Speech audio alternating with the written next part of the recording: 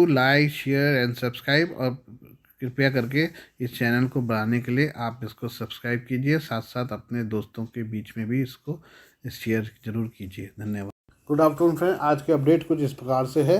साल 2019 में जब इटली चीन के राष्ट्रपति शी जिनपिंग के dream project belt and road initiative का हिस्सा बना था तो उसे काफ़ी उम्मीदें जगी थी। चीन को भी लगा था कि यह प्रोजेक्ट यूरोप में उसकी मौजूदगी बड़े पैमाने पर दर्ज करा सकता है, लेकिन अब जिनपिंग और इटली दोनों के सपने टूटते नजर आ रहे हैं। साउथ चाइना मॉर्निंग पोस्ट की माने तो हो सकता है कि इटली के साथ चीन का गठजोड़ खत्म हो सकता है। इटली G7 देशों का वह पहला सदस्य था जो चीन के इस इंफ्रास्ट्रक्चर प्रोजेक्ट में शामिल हुआ था। जब इस प्रोजेक्ट को साइन किया गया था तो काफ़ी आर्थिक उम्मीदें थी। इटली को लगा BRI उसके लिए बड़ा फ़ायदा साबित हो सकता है, और ऐसा कुछ नहीं हुआ। 4 साल बाद भी इटली की स्थिति इस बजट में स्पष्ट नहीं है। हाल ही में इटली की प्रधानमंत्री जियोर्जिया मेलोनी और G7 के बाकी नेताओं के समूह ने इस महीने के अंत में जापान में मिलने वाले हैं। इस विशाल प्रोजेक्ट के साइन होने के 4 साल बाद भी मेलोनी को नहीं मालूम है कि उनका देश साझेदारी में कहाँ पर खड़ा है।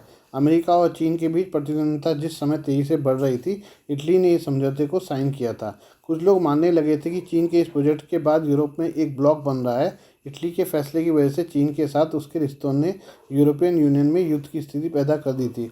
इस साल के अंत में चीन BRI में शामिल हिस्सेदारों की मेज़बानी करने को तैयार है, लेकिन माना जा रहा है कि इटली इससे पहले ही प्रोजेक्ट से पीछे हट सकता है। विशेषज्ञों की माने तो अगर इटली चीन के लिए यूरोपियन यूनियन के नज़रिए को मानता है और BRI से बाहर होने का फैसला करता है तो फिर ये चीन के लिए बड़ा झटका होगा। उससे बड़े कूटनीतिक झटके के अलावा आर्थिक गिरावट भी झेलनी पड़ सकती है। सितंबर 2022 में मेलोनी ने बतौर PM इटली की जिम्मेदारी संभाली थी। उनके चुनाव जीतने के बाद से ही इटली की संभावित वापसी की खबरें सामने आने लगी थी। मेलोनी ने चुनाव से पहले कहा था कि साल 2019 में BRI पर साइन करके इटली के लिए एक बड़ी गलती की थी। मेलोनी हमेशा से ही BRI की आलोचक रही हैं। साल 2021 में उन्होंने कहा था कि इटली की विदेश नीति को यूरोपियन और अटलांटिकवादी होने की ज़रूरत है। यूरोप के मामले में जानकार रेनमिन विश्वविद्यालय के प्रोफेसर वांग यीवेई ने कहा है कि चीन इटली की भागीदारी को काफ़ी तवज्जो देता है, लेकिन अब इटली इससे बाहर निकलना चाहता है। ये वास्तव में चीन के मुंह पर एक तमाचा है।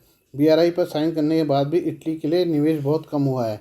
फुदान यूनिवर्सिटी के green finance and development centre के आंकड़ों के मुताबिक इटली में BRI निवेश साल 2019 में 2.51 अरब डॉलर से घटकर साल 2020 में 810 मिलियन अमेरिकी डॉलर हो गया।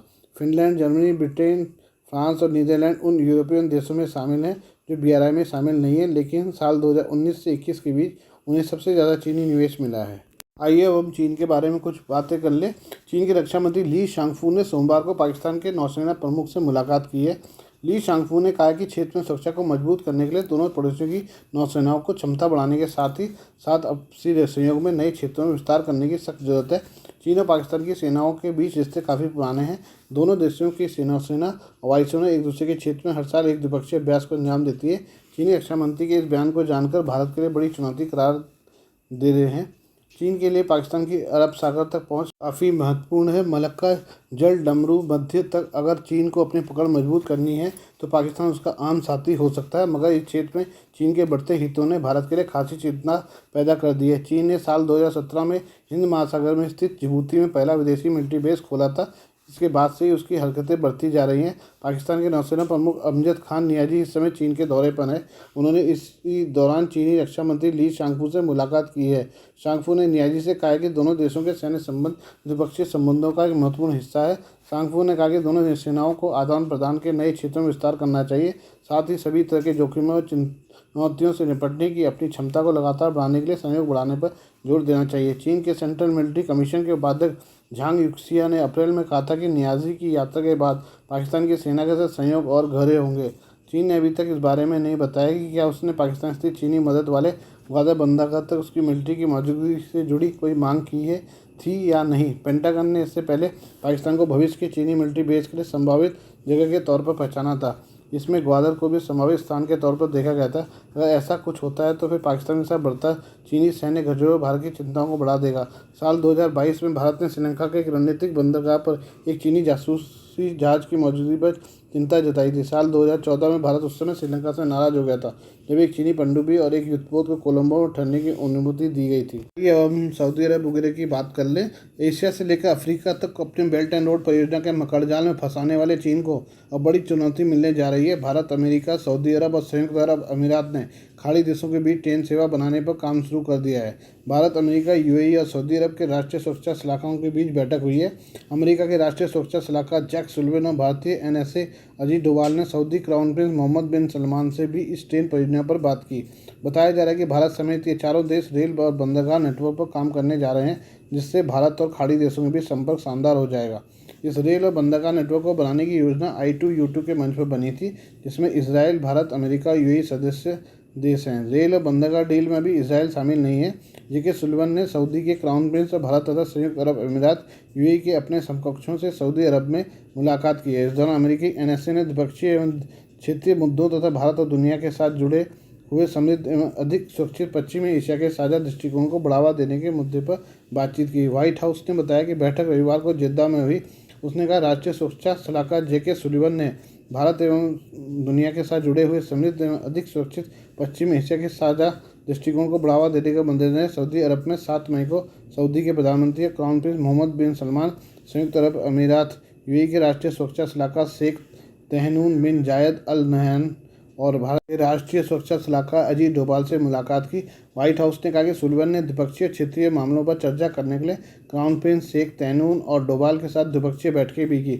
वह इस महीने के अंत में ऑस्ट्रेलिया में होने वाले क्वाड शिखर सम्मेलन से इतर डोभाल के साथ और विचार विमर्श करने के लिए आशावादित हैं। सरकारी सऊदी प्रेस एजेंसी SPA की खबर के अनुसार बैठक में संबंधित देशों के बीच संबंधों को मजबूत करने के तरीकों पर चर्चा हुई, जिससे कि क्षेत्र के विकास और स्थिरता में वृद्धि हो। इस बीच एक रिपोर्ट के मुताबिक अमेरिका, सऊदी अरब, यूएई और भारत के राष्ट्रीय सुरक्षा सलाहकार खाड़ी और अरब देशों को रेलवे के एक नेटवर्क के माध्यम से जोड़ने के लिए एक संभावित प्रमुख संयुक्त बुनियादी ढांचा परियोजना पर चर्चा करने वाले हैं, जो क्षेत्र में बंदरगाहों से शिपिंग लेन के माध्यम से भारत से भी जुड़ा होगा। रिपोर्ट में कहा गया है कि यह परियोजना उन प्रमुख पहलुओं में से एक है जिसमें अमेरिका पश्चिम एशिया में आगे बढ़ाना चाहता है, क्योंकि इस क्षेत्र में चीन का प्रभाव बढ़ रहा है। पश्चिम एशिया में चीन की महत्वाकांक्षी बेल्ट एंड रोड इनिशिएटिव उसके इसी दृष्टिकोण का एक महत्वपूर्ण हिस्सा है।